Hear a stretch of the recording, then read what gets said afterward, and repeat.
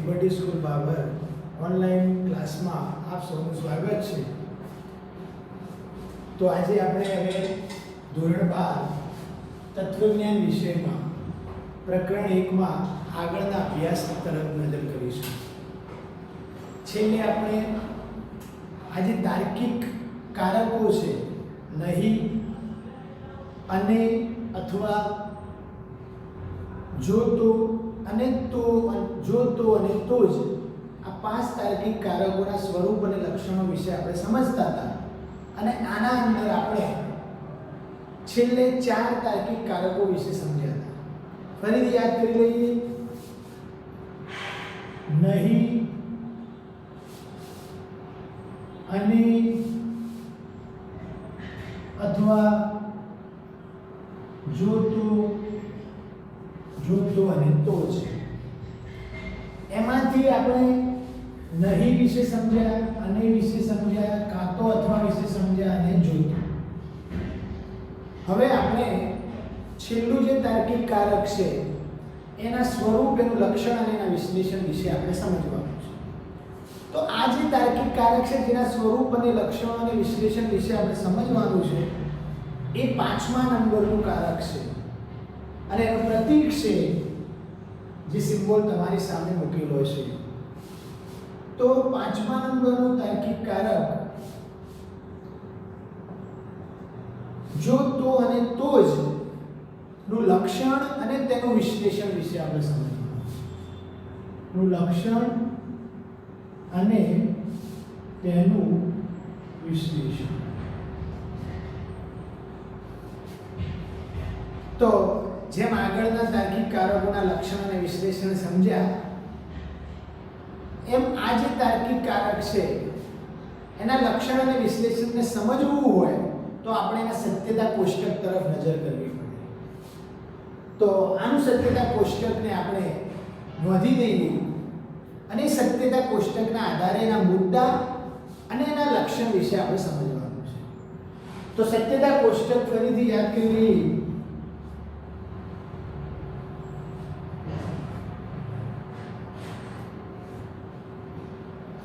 ઘટકરૂપ વિધાન અને સત્યતા મૂલ્ય,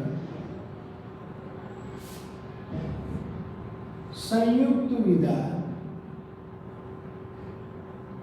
અને સત્યતા મૂલ્ય. હવે આ જે તાર્કિક કારક છે એમાં ઘટકરૂપ વિધાનમાં p ના સ્થાને આવતું વિધાન અને q ના સ્થાને આવતું વિધાન, એનાથી જે વિધાન બને છે p,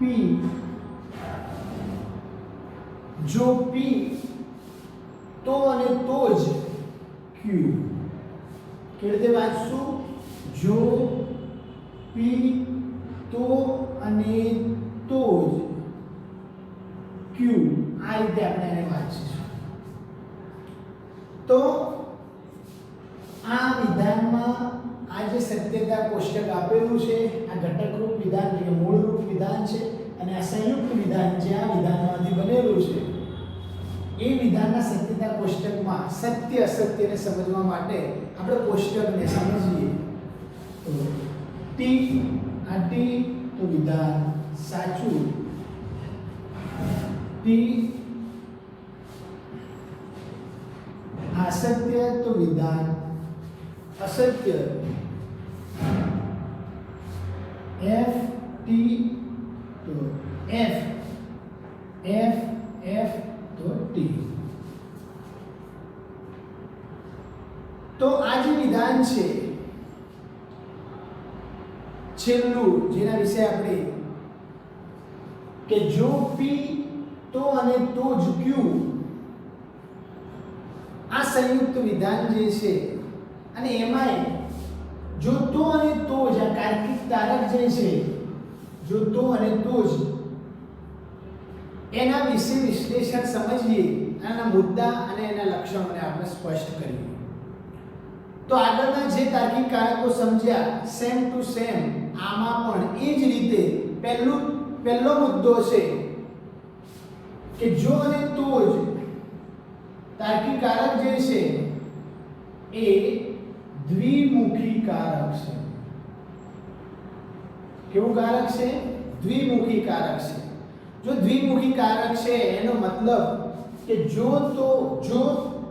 તો અને તો જ આ તાર્કિક કારકના બંને જે ક્ષેત્રો છે ડાબી અને જમણી, આ બંને ક્ષેત્રો જે છે એની બંને બાજુ વિધાન આવે છે. એટલે કે જો તો અને તો જ આ તાર્કિક કારક છે એની ડાબી બાજુ અને એની જમણી બાજુએ બંને ક્ષેત્રોમાં એક એક વિધાન લાગુ પડે છે અને બંને ક્ષેત્રમાં આ વિધાનોને સંકળાય છે. એટલે કે એક વિધાન P જે સ્થાન સૂચવે છે વિધાનનું એ એની ડાબી બાજુ અને Q એના ક્ષેત્રની જમણી બાજુ. એટલે કેવું વિધાન? બંને જો અને તો સાંકળીને P, જો P તો અને તો જ Q આવું સંયુક્ત વિધાન બને છે. અને આ સંયુક્ત વિધાન જે બને છે એ વિધાનમાં P ના સ્થાને આવતું વિધાન એ ડાબી બાજુ એના ડાબા ક્ષેત્રફળ તરફ અને Q ના સ્થાને આવતું સંયુક્ત વિધાન જમણી બાજુ. આ P ના સ્થાને આવતું વિધાન એ ડાબી બાજુ જે છે એ સ્થાન સૂચવે છે અને જમણી બાજુ Q ના સ્થાને આવતું વિધાન એ સ્થાન સૂચવે છે. તો આગળના જેમ ભણ્યા એમ સેમ જ આમાં પણ પહેલો મુદ્દો છે દ્વિમુખી કારક છે. આગળ બીજો મુદ્દા પણ આપણે ભણ્યા, એમાં પણ બીજા નંબરનો જે મુદ્દો ભણ્યા હતા તો અહીં પણ સત્યતા ફલનલક્ષી કારક છે. કેવું છે? જો તો અને તો જ એ સત્યતા ફલનલક્ષી કારક છે. હવે જો સત્યતા ફલનલક્ષી કારકની વાત આવી એનો મતલબ શું કે જો અને તો જ આ જે છે તાર્કિક કારક એ એવા સત્યતા ફલનલક્ષી વિધાનની એટલે કે એવા સત્યતા ફલનલક્ષી સંયુક્ત વિધાનની રચના કરે છે અને આ જે સંયુક્ત વિધાન છે જેનું સત્યતા મૂલ્ય તેના ઘટકરૂપ વિધાનના સત્યતા મૂલ્યના આધારે જળવાય રહે છે. માટે બીજો મુદ્દો આપણને સમજાવે છે કે આ જે તાર્કિક કારક છે જો તો અને તો જ એ સત્યતા ફલનલક્ષી છે.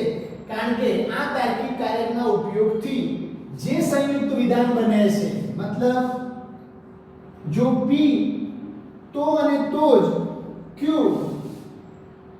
આ જે છે આ સંયુક્ત વિધાન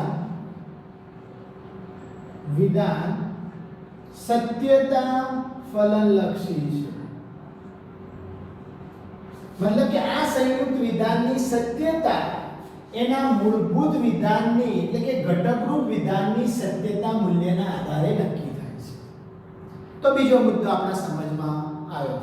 ત્રીજો મુદ્દો જે આગળ જેમ અભ્યાસ કર્યો એમ કે P એટલે કે જો P તો અને તો જ Q આ રૂપનું જે સંયુક્ત વિધાન છે એ સત્યતા ફલનલક્ષી વિધાન છે.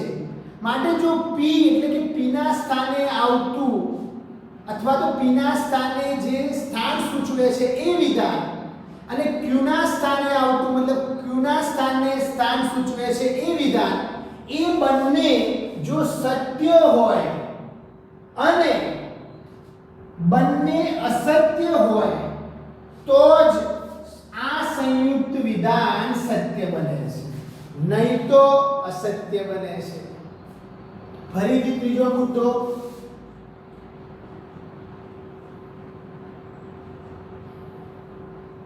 જો P તો અને તો જ Q આના રૂપમાં આવતું આ જે સંયુક્ત વિધાન છે એમાં P ના સ્થાને આવતું વિધાન સત્ય હોય, Q ના સ્થાને આવતું વિધાન સત્ય હોય તો એ સંયુક્ત વિધાન જે બને છે એ કયું બને? સત્ય. P ના સ્થાને આવતું વિધાન અસત્ય હોય અને Q ના સ્થાને આવતું વિધાન અસત્ય હોય તો જ આ કયું બને છે? સત્ય. P ના સ્થાને આવતું વિધાન સત્ય હોય, Q q ના સ્થાને આવતું વિધાન અસત્ય હોય તો વિધાન કયું બની જાય? અસત્ય. અને p ના સ્થાને આવતું વિધાન અસત્ય હોય, q ના સ્થાને આવતું વિધાન સત્ય હોય તો વિધાન કયું બની જાય? અસત્ય. તો તમે સમજી શકો છો કે જો બંને સત્ય હોય, p ના સ્થાને આવતું વિધાન અને q ના સ્થાને આવતું વિધાન બંને સાથે સત્ય હોય તો જ સત્ય બને, અને p ના સ્થાને આવતું વિધાન અસત્ય હોય, q ના સ્થાને આવતું વિધાન અસત્ય, મતલબ p ના સ્થાને આવતું વિધાન અને q ના સ્થાને આવતું વિધાન બંને સત્ય અથવા તો બંને અસત્ય હોય તો અને તો જ કયું બને છે? સત્ય બને છે, નહીં તો અસત્ય. તો ત્રણ મુદ્દા આપણને આ તાર્કિક કાર્યના ત્રણ મુદ્દા આપણને સમજમાં આવ્યા. તો p ના રૂપમાં જે રજૂ થયેલું વિધાન જે છે, જો p તો અને તો જ q ના રૂપમાં રજૂ થયેલું વિધાન જે છે, આ સંયુક્ત વિધાન જે છે એ દ્વિશરતી વિધાન તરીકે ઓળખવામાં આવે છે. કયું વિધાન? દ્વિશરતી વિધાન. અને દ્વિશરતી સંયુક્ત વિધાન હોય તો એનું લક્ષણ આપણે સમજવું પડે. તો દ્વિશરતી સંયુક્ત વિધાન જે છે એ કેવું વિધાન છે? તો સત્યતા ફલનલક્ષી સંયુક્ત વિધાન છે. અને આ સત્યતા ફલનલક્ષી સંયુક્ત વિધાન જે છે એના નિયમો, એના લક્ષણો આના દ્વિશરતી વિધાનના વિધાન તરીકે શું થાય છે? સ્પષ્ટ થાય છે. તો દ્વિશરતી વિધાનનું લક્ષણ શું? તો દરેકમાં જોતા હતા ત્રીજો મુદ્દામાંથી જ આપણે દ્વિશરતી વિધાનનું લક્ષણ સમજી શકીએ છીએ. તો આના આધારે જ આપણે સમજી શકીએ કે જે સંયુક્ત વિધાન જો p તો અને તો જ, જો p તો અને તો જ q એ રૂપમાં રજૂ થયેલું હોય અને જો p ના સ્થાને આવતું વિધાન અને q ના સ્થાને એટલે કે q નું સ્થાન સૂચવતું વિધાન બંને સત્ય અથવા બંને અસત્ય તો જ આ સંયુક્ત વિધાન કયું બને છે? સત્ય બને છે, નહીં તો અસત્ય હોય. આવા સંયુક્ત વિધાનને દ્વિશરતી વિધાન કહે છે.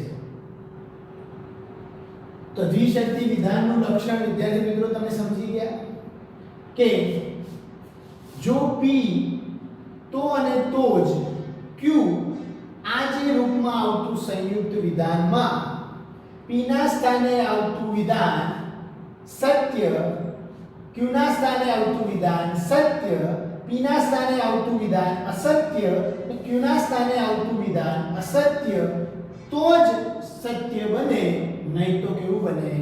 અસત્ય બને છે.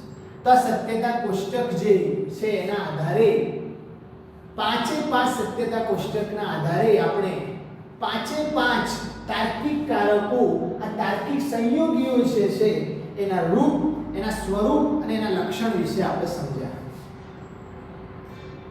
તો આ જે તાર્કિક કારકો જે છે નહીં, અને, અથવા, જો તો અને તો જ, આ પાંચ તાર્કિક કારક છે એની લાક્ષણિકતાઓને આપણે, એની સમજણને આપણે ઉપરના જે પણ વર્ણન આપણે સમજ્યા, લાસ્ટ લેક્ચરમાં જે પણ વર્ણન સમજ્યા એના આધારે આપણે સ્પષ્ટ થાય છે. તો એના આધારે એના સ્પષ્ટ લક્ષણ આ પાંચે કારકોમાં કયા જોવા મળે છે? તો એ આપણે સમજ્યા કે આ પાંચે પાંચ કારકો સત્યતા ફલનલક્ષી છે. આ પાંચે પાંચ કારકો કેવા છે? સત્યતા ફલનલક્ષી છે.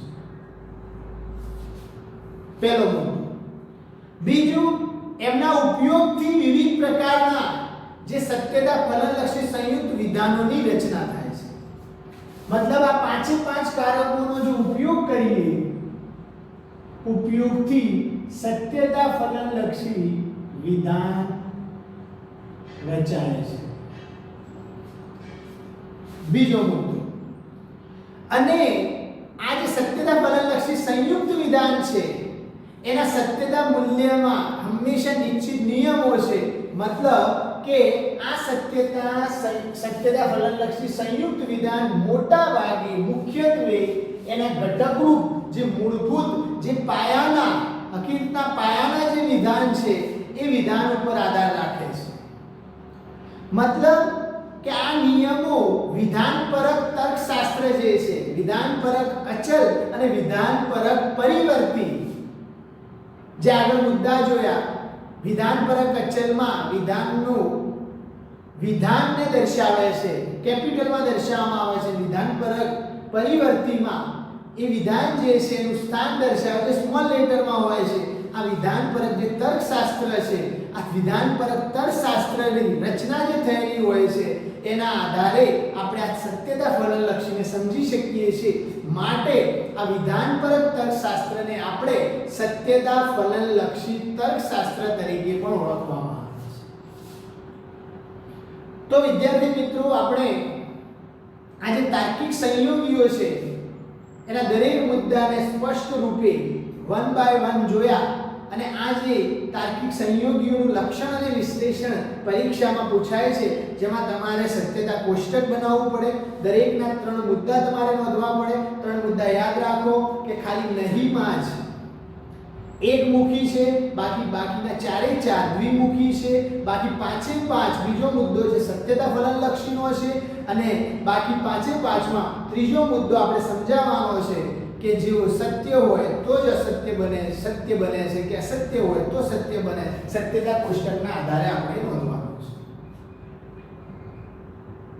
તો આ ટોપિકના અંતે, આ 5 કારકોના અંતે તમારે એક્સરસાઇઝ એટલે કે સ્વાધ્યાય મનોયત્ન આપેલું છે 1.2. એ મનોયત્નને તમારે સમજવાનું છે અને એને જાતે સોલ્વ કરવાનું છે. ટૂંકમાં 1 માર્ક્સના 2 માર્ક્સ સુધીનું આપ્યું છે, એ તમારે સોલ્વ કરવાનું છે.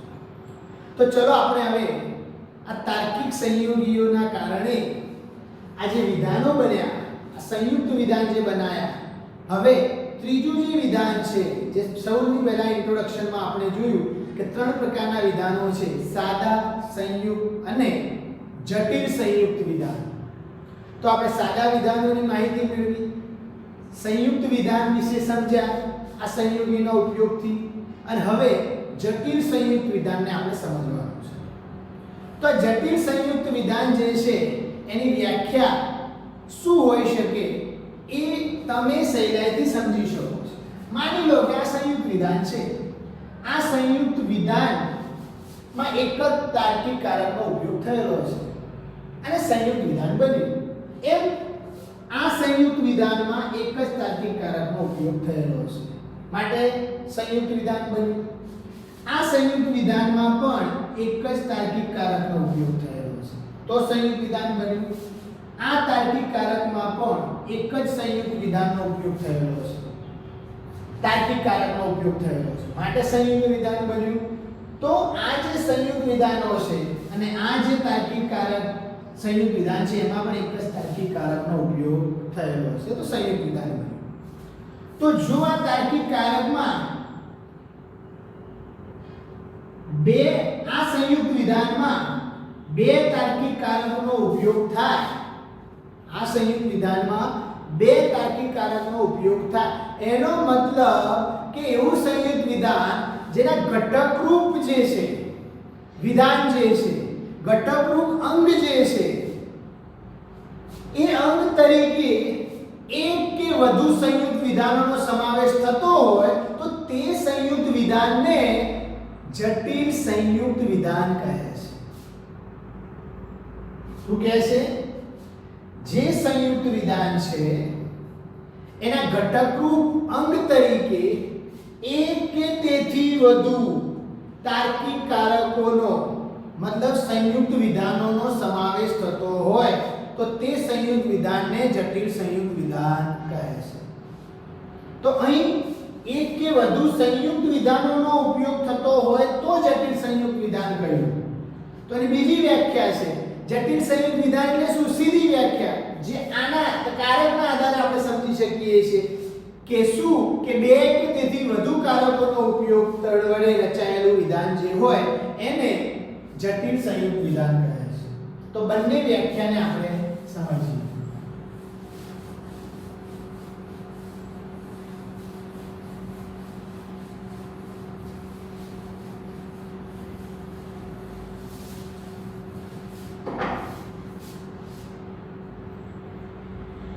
જટિલ સંયુક્ત વિધાન. તો વિદ્યાર્થી મિત્રો શું વ્યાખ્યા છે? જે સંયુક્ત વિધાનમાં એના ઘટકરૂપ અંગ તરીકે જે સંયુક્ત વિધાનમાં એના ઘટકરૂપ અંગ તરીકે એક કે તેથી વધુ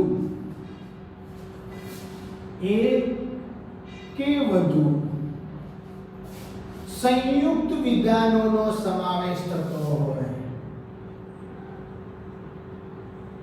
વિધાનોનો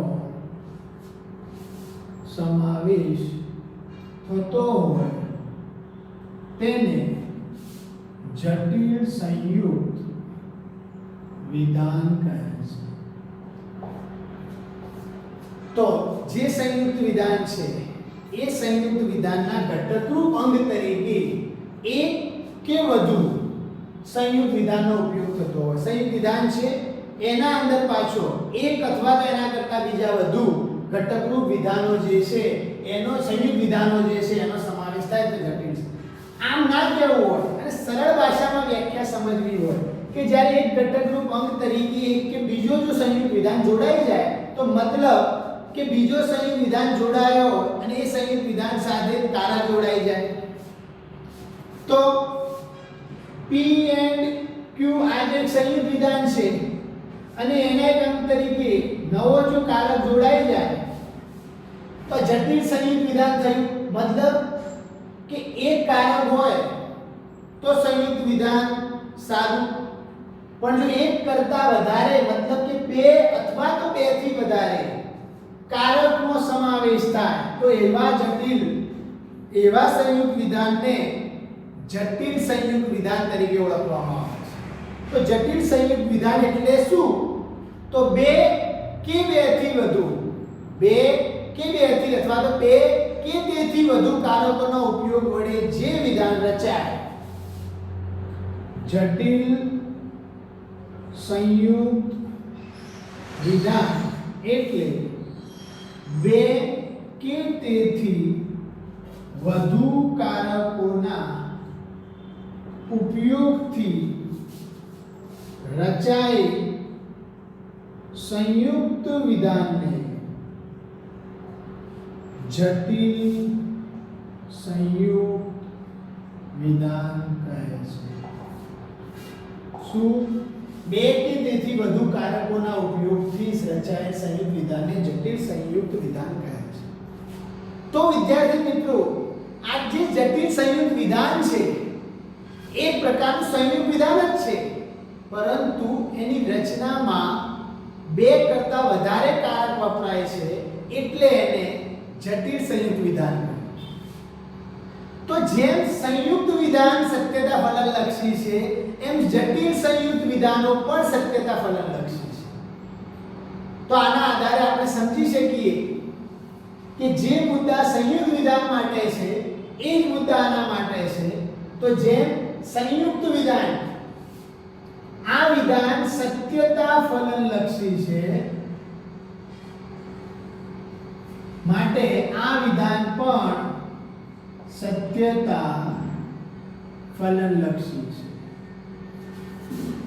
તો આ સત્યતા ફલનલક્ષી વિધાન છે અને આ બે કારકોના ઉપયોગથી જે જટિલ સંયુક્ત વિધાન બન્યું એ પણ સત્યતા ફલનલક્ષી. તો આ સાદું સંયુક્ત વિધાન છે અને આ જટિલ સંયુક્ત વિધાન છે. તો આપણે હવે આગળ આ જટિલ સંયુક્ત વિધાન જે છે જેમ 5 સંયુક્ત વિધાન જે બન્યા એના નામ યાદ કરીએ. પહેલું આના લીધે જે સર્જાતું છે એ વિધાન કયું છે? નિષેધક વિધાન છે. કયું? નિષેધક. બીજું જે છે એ નહીં એટલે કે એને વડે જે બન્યું એ કયું છે? સમુચ્ચય વિધાન છે.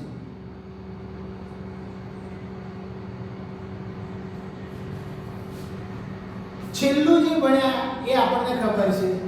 ત્રીજું જે છે અથવા વડે બનતું વિધાન કયું છે?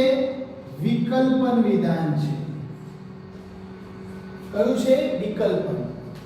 ચોથું જે છે જો તો વડે એ કયું છે? શરતી વિધાન છે. અને પાંચમું જે છે જો તો અને તો જ એ કયું છે? દ્વિશરતી વિધાન છે. તો આપણે આ જે વિધાનો છે સંયુક્ત વિધાનો, આ સંયુક્ત વિધાનના જેમ આ સત્યતા ફલનલક્ષી છે માટે આ પણ સત્યતા ફલનલક્ષી થાય તો આના આધારે જટિલ સંયુક્ત વિધાન પણ જટિલ નિષેધક વિધાન, જટિલ સમુચ્ચય વિધાન, જટિલ વિકલ્પન વિધાન, જટિલ શરતી વિધાન અને જટિલ દ્વિશરતી વિધાન. તો વિદ્યાર્થી મિત્રો તમારી બુકમાં આ જે 5 વિધાન લખ્યા છે એમાં જે પ્રથમ વિધાન દર્શાવ્યું છે એનું વર્ણન નિષેધકનું આપ્યું છે. એના અંદર કૌંસમાં અંગ્રેજીમાં કોમ્પ્લેક્સ નેગેટિવ પ્રોપોઝિશન લખેલું છે પણ ભૂલથી ગુજરાતીમાં જટિલ દ્વિશરતી વિધાન લખી દીધું છે. તો ત્યાં દ્વિશરતી નહીં પણ જટિલ નિષેધક વિધાન આવે છે. માટે તમારે સુધારવાનું છે. પ્રથમ જે છે એ જટિલ નિષેધક વિધાન તરીકે લખવાનું. આનો મતલબ છે કોમ્પ્લેક્સ નેગેટિવ પ્રિપોઝિશન. તો આ જે છે એને તમારે સુધારવાનું છે. અને હવે આપણે નેક્સ્ટ લેક્ચરમાં જટિલ નિષેધક વિધાનની શરૂઆત કરીશું. મતલબ કે તાર્કિક સંયોગીઓ પૂરા થયા, જટિલ સંયુક્ત વિધાનની વ્યાખ્યા સમજ્યા, એને સત્યતા ફલનલક્ષીના આધારેના 5 પ્રકાર છે, જટિલ સંયુક્ત વિધાન એ સમજ્યા અને સ્ટેપ બાય સ્ટેપ આપણે જટિલ નિષેધક વિધાન, જટિલ સમુચ્ચય વિધાન, જટિલ વિકલ્પન વિધાન, જટિલ શરતી વિધાન, જટિલ દ્વિશરતી વિધાન છે એ 5 વિધાન વિશે આપણે સમજવાનું છે. તો અત્યારે તત્વજ્ઞાનનો આપણે આ લેક્ચરને પૂરું કરીએ છીએ અને તમે બધા વાંચજો એવી આશા કરું.